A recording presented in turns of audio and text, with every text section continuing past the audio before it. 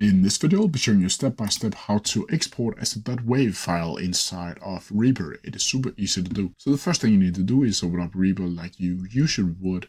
Then from here, you need to select it and go up to File and then down to Render. You can also click Ctrl plus Alt plus R on your keyboard to get this page up right here. Then from here, you need to go up to the source and click Master Mix, and bounce, you need to click on Entire Project.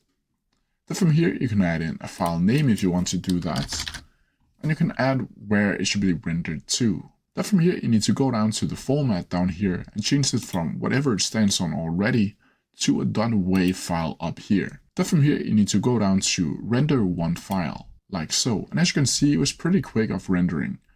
Then from here, you just need to either open folder to see the folder with the WAV file, or you can close it down right here.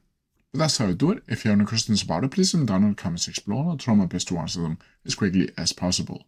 See ya!